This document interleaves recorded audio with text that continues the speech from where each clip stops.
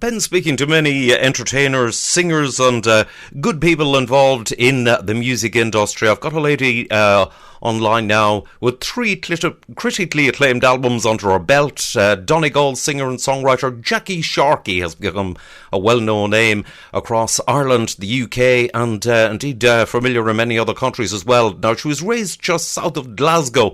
Jacqui's music career began as a teenager in the city's folk scene, and despite pursuing a career in law in her native Donegal, she continued to indulge her passion for music. Now, Jacqui held centre stage fronting Donegal rock and pop band The Jury's Out for a long period of time, both as lead singer and keyboard player. And over the years, she's also took to the stage regularly as a singer and as a musical theatre star in productions such as Florence in Chess, Satine in Carry On Moulin Rouge and Nancy in Oliver. Jacqui Sharkey, lovely to speak to you. How are you?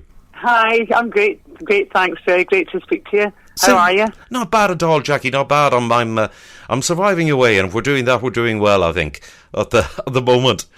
Hey, Jacqui, tell Absolutely. me. Yeah, in 2011, you took a leap and recorded your debut album, A New Dawn. Yeah, eventually. Eventually, after all the years of playing. Yeah, that was my first...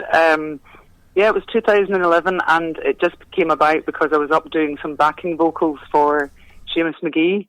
Seamus, the country singer, and I was doing some backing vocals, and he said to me, "When are you ever going to get in here and do something yourself?" So he kind of convinced me to do something. And he just said to me, "If you were going to record a song that was country tinged or that kind of area, what would you do?" And I said, "Well, I always liked this song called When I Dream." That was written by Sandy Mason, and he phoned me the next day and said, "Get up here," and it just all went from there. So it's been fantastic. So I did 2 more albums after that, and I just kind of trundle along. So getting there. Well done. Well done. Now the thing Thank you. You actually you opened for the music legend Billy Ocean at the National Concert Hall in Dublin and received a standing ovation. Oh, that was an incredible experience. It was just, I'd never expected in my life to be, on a show with Billy Ocean. And I did it with Pat Egan from Dublin. When he rang me and said, "Would you like to do the show with Billy Ocean?" It was like as if it was somebody down the street. I was like, what? It was just amazing, and I've never seen such a performer. He was moonwalking, and the audience was all on their feet. And I got great, because it's not easy opening for somebody like that, and I was a bit kind of, but I got an incredible reaction. It was great. I'll never forget it. It was good. He's a lovely fella. We had a wee party till the early hours, as you can imagine. Excellent. And now, you headlined your own sold-out celebration show of the life and the music of Anne Murray from the Canadian singer, because you'd actually been compared to Anne Murray, your voice. Yeah, I had. Funnily enough, when I Dream came out first, a lot of people said to me, "You sound like Anne Murray," and I knew that Anne Murray was a singer that I had seen albums in my parents' record collection when I was younger, and I knew the song "You Needed Me." Well, I knew of it, yes. But that was it. And then a funny thing happened. I got an email from a cousin in Canada saying, "Oh, everyone thinks that you're Anne Murray when they hear your album," and then I got an email from his brother, like within days, saying, "Oh, I've just had lunch with Anne Murray." And she's heard your album. So it was a weird sequence of events. And so she got in touch with me, and again with Pat Egan, I did a show, 33 songs of all different types of music that she recorded, and she recorded a message for the audience for me, to wish me all the best, and it was just wonderful so I was announced by Anne Murray onto the stage, which was wonderful. Yeah, it was weird, wasn't it? It is. It's amazing. It's incredible success, and it's a tribute to you. Well done on it all. That's excellent. Thank you. It was really good fun. It was good fun, and it was a memory exercise as well, learning all these songs. But she recorded some amazing stuff. So yeah, I've been in touch with her since. I haven't been in touch with her for a while. I must give her a shout and see how she's getting on and all this craziness, you know. Indeed. Now, you've been involved with some of the biggest names in Irish music, including Moya Brennan, Alton, Paul Brady, Tommy Fleming, the Furies, the Goatstone Shave, and numerous others. Yeah, around here, a lot of people, this place is just steeped in music in West Donegal, and a lot of people like that are from here. Like, I would know Moya Brennan, she's a good friend, and all the Brennans, and Mairead Mooney from Alton, and then I met Paul Brady through Mairead, I think, and and Pat Gallagher from Goatstone Shave, and the guys are all friends of mine. And like, Pat would have had a pub years ago when I was playing in pubs as a teenager, and I've known him a long time. So I've just been very lucky to know all these wonderful people, and I've been inspired by them. Obviously, it's from a very young age, so it's been great, you know. So I've been very lucky and blessed. Indeed, you've achieved a lot. I mean, you're one of the guests on the contemporary country episode of the TV show Up Really Daniel, which airs on TG Cahir and also on BBC Alba.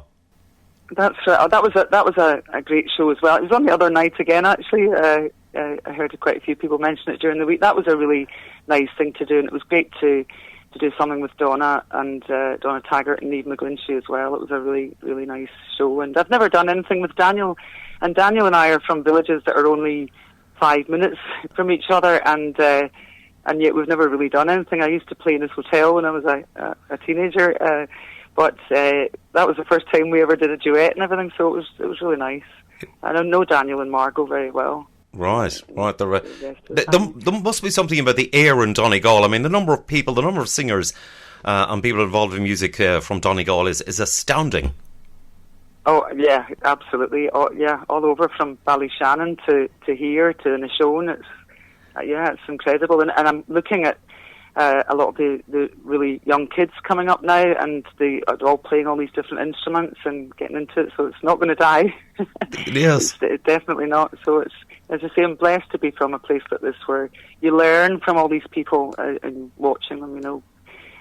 Manus Lunny as well. Manus produced my second album, and he lives in Donegal. He's married to a girl from here, and his mother was from Donegal.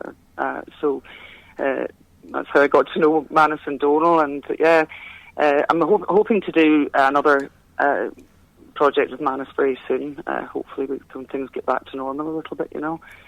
Again, just such a talented man. He's incredible. You know, he's produced stuff for Rob Roy, you know, movies and things like that. And Capercaillie are just very successful. All lovely people as well, which helps, you know. Indeed. So now you've done astounding amount of work, and we just covered some of the collaborations there and some of the people that you've been involved with and worked with over the years, and I'll have to say it is astounding. Yeah, well, as I say, I'm very lucky just to been in the right location at the right time, and it's just wonderful to be able to work with some of these people now that I just never thought, you know. Looking even as a kid to Pat Gallagher and the Goats and everything, you know, I was really, really in awe of these people because they're so talented, such talented songwriters and everything. It's just wonderful to be able to work with them, you know, and it keeps you grounded as well. Indeed, so. You're looking at people who work working with people like that, but it's great to have a lot of them playing on my album as well, because I had another one of Capercaillie play on that album, and he was the bass player with Deacon Blue years ago. Do you remember them? I do indeed, yes. Ewan Bernal. So it's great to have it, because these records, you know, to me they are what they are because of these musicians that are playing on them. You know, it's not just about the vocal; it's about everything else. And of course, I feed off that when I hear this music. It just makes me sing a certain way. You know, I don't think I would do very well on my own. I don't know about that. On a stage. I don't know about that. My acoustic guitar. No, I'm actually too shy to be on a stage on my own. I had to do it once with Smokey, and I think I was traumatised for weeks after. Yeah. So anyway, I'll manage. Right, now you've released. I did. I was just going to say, you've released a couple of singles this year already. You released Home. That was back, I think, in May. Yeah, I hadn't done anything for 3 years, Jerry. You know, everything was just I was so busy, and I was doing a lot of travelling to gigs, and of course I have another life as well that I had to be dealing with and trying to get my offices in shape and stuff. And I took some time out after the Whole of the Moon. I recorded a version of the Waterboys, Mike Scott's Whole of the Moon, and then I just thought, I'm going to take a break from it. So I did do a couple of TV shows like Opry Le Daniel, and I did another. It was a landmark series for T.G. Cahir on the Irish War of Independence and the influence of music. Sean Keane and Brian Kennedy and different singers like that did it, so I was really lucky to do that. But apart from that, I just kind of took a little break, carried on writing and things like that, and then came back with Home, or a duet with Caitlin, firstly, my friend Caitlin, whom you know, at the beginning of the year, Never Be the Sun, and then Home there in the middle of May. So I have the third one out now, Just an Illusion, which is going down really well. Delighted, because it's my favourite, I think. And then I have one of my own original songs coming soon as well. So it's all go. Indeed so. Yeah, the latest single, Just an Illusion, I've played it already, and it is receiving a great reaction. It is a cracking song. Oh, thanks a million. Do you know, it's a song that was written. It was sent to me because a friend of mine thought I would really like it, and she was right. And it was written way back in the 80s when I went to look into it. It was written by some Dutch brothers in the 80s, and I just thought, oh God, wow, what a song, So I just put my own spin on it, and it's going down well so far. So thanks very much for playing it. It's great to get it heard. A real pleasure. It's really good. A real pleasure. No, excellent stuff. And so tell me, Jacqui, in the current climate, what are you doing with yourself? I mean, needless to say, you're the same as all the other people involved in music. There ain't no live shows or live performances anyplace. Well, it's just also up in the air at the moment, and it's just hard to know what to do apart from just keep making music and putting it out and hope that people listen and that they come to the gigs when they come back. But I think it's going to be a while.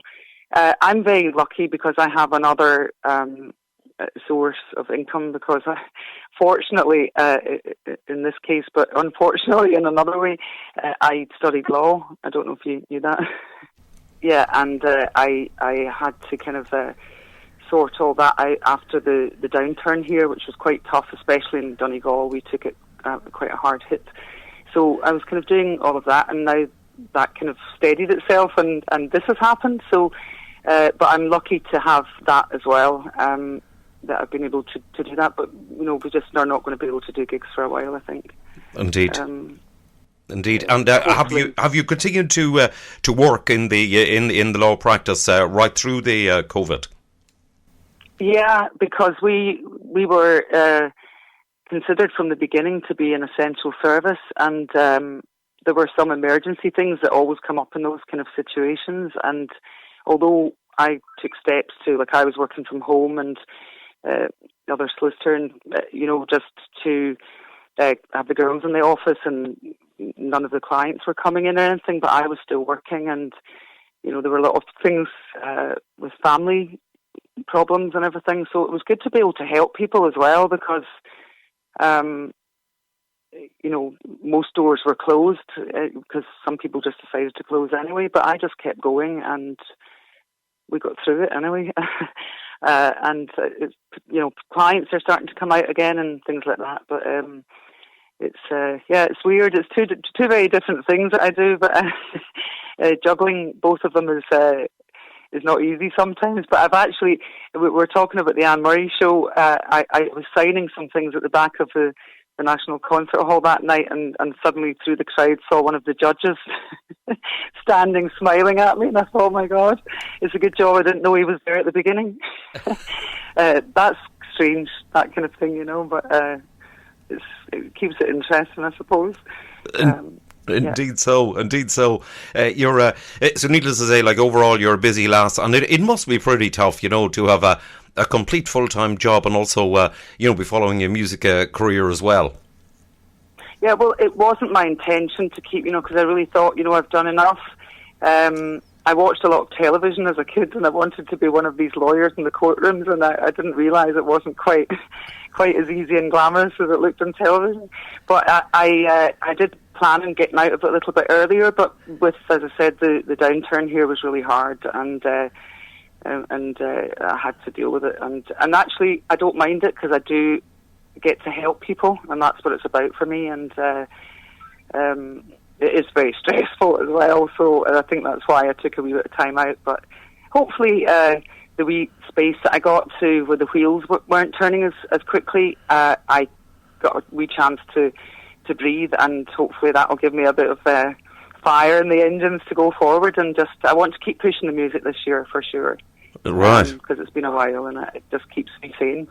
Well done. Definitely. Well done on it all. Jacqui, listen, it was lovely to catch up with you. Well done on all your success. You too.